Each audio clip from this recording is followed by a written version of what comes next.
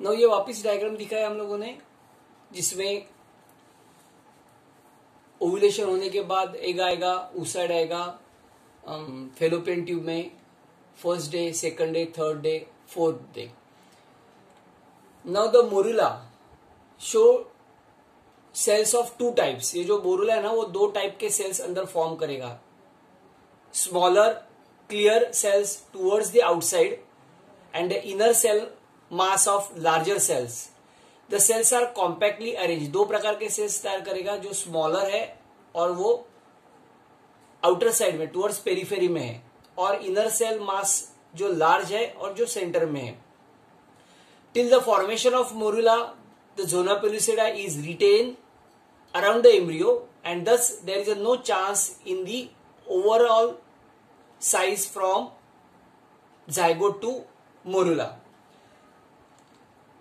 The morula reaches the isthmus and gains entry into the uterus by the end of fourth day. ये सब 4 दिन में चलता है.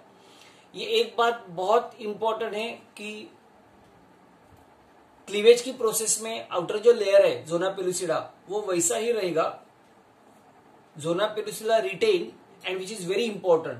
ये जो जोना पेलुसिडा जो है, वो जोना पेलुसिडा क्या काम करता है कि it prevent the sticking of inner wall of the mucous membrane of the fallopian tube, ताकि इम्प्लांटेशन गलत जगह ना हो, क्योंकि इम्प्लांटेशन की प्रोसेस यूटेरस में होती है.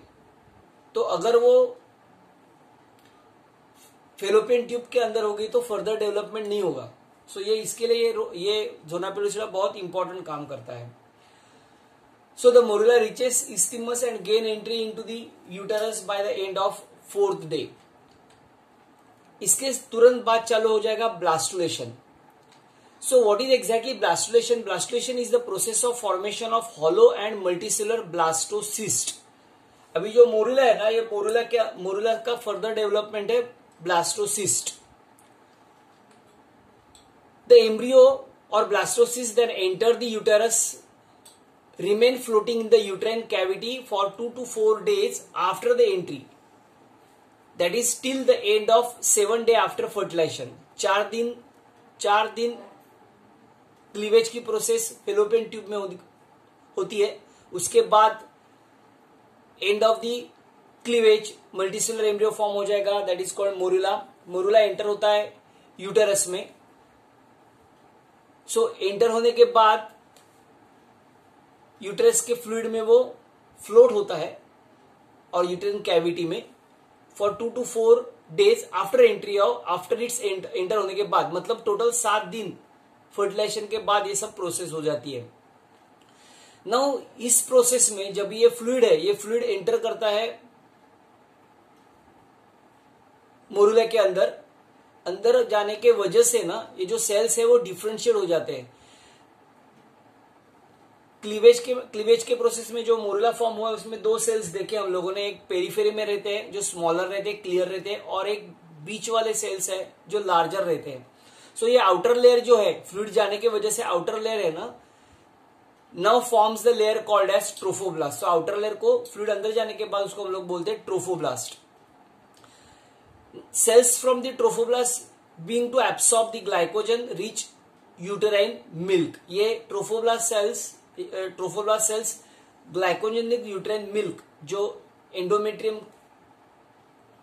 के अंदर जो ग्लैंड्स है, यूटेराइन ग्लैंड्स, ये uterine gland uterine milk form करती है. It's a nutritive medium. So obviously cells ये न्यूट्रिटिव मीडियम लेते हैं, यूटेराइन मिल्क लेते हैं, एब्सॉर्ब कर देते हैं. The blastocyst double its size from 0.15 mm to 0.13 mm. Absorb होने के मतलब ये फ्लूइड जो एब्सॉर्ब करती है, एब्सॉर्ब होने की वजह से उसका साइज बढ़ जाता है. सो ये फिगर में हम लोगों ने देखा है, ये बाहर वाला ब्लू जो दिख रहा है वो है ट्रोफोब्लास्ट, और अंदर जो है वो इनर मास ऑफ सेल्स है. Now with more fluid entering inside the blastocyst cavity is formed. जो फ्लूइड ज्यादा जाने के वजह से क्या होता है, ये जो इनर मास ऑफ सेल्स है ना, ये इनर मास ऑफ सेल्स मतलब ये ट्रोफोब्लास्ट सेल्स जो है ये ट्रोफोब्लास्ट सेल्स एब्सॉर्ब करने के वजह से वो फ्लैट हो जाते हैं, उसका साइज बढ़ जाता है।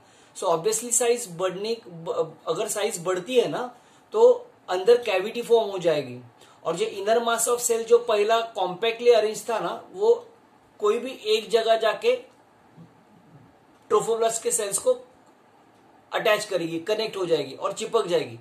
सो inner mass of cells now कोई भी ट्रोफोब्लास्ट के सेल्स को कनेक्ट हुए, और इसकी वजह से सेल्स के अंदर, ब्लास्टोसिस्ट के अंदर कैविटी फॉर्म हो जाती है, जिसको हम लोग ब्लास्टोसिल्स बोलते हैं।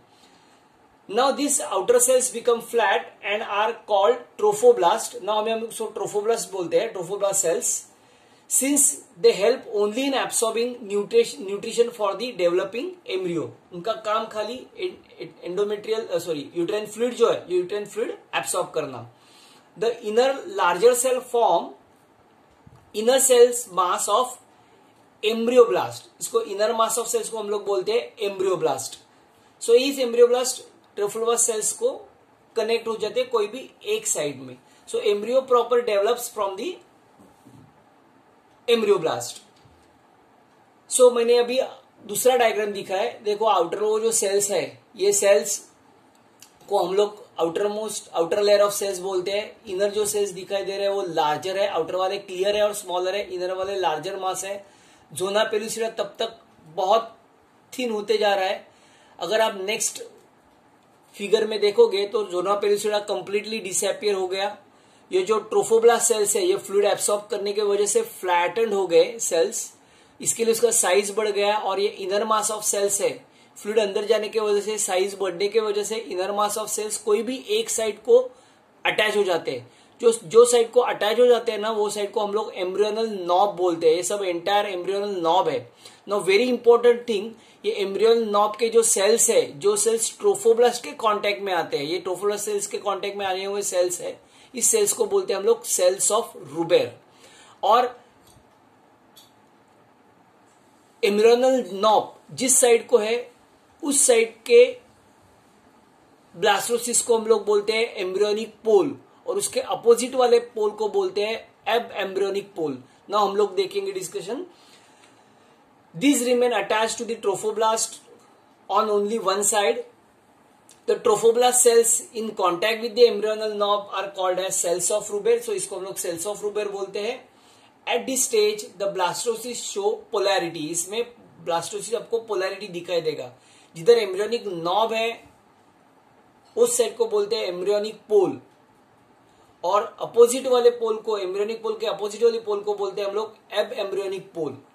So the side with inner cell mass is called the embryonal, and the side opposite to it is the abembryonal end. By the end of 7th day, the blastocyst is fully formed. It is now ready for implantation. ये fully 7 दिन के बाद ये fully form होता है. Now it undergoes implantation and gastration, जो दो बहुत important process है. The function of zona pellucida is to prevent the implantation of the embryo at an abnormal site. ये zona pellucida वैसा ही रिटेन होता है क्योंकि वो किधर भी abnormal site को अटैच नहीं होता है. Attachment of, in short, attachment of blastocyst we called as implantation. It does not expose to the sticky and phagocytic trophoblast cells till it reaches the implantation site, that is within the uterus. Hence zona pellucida now ruptured. Next is implantation.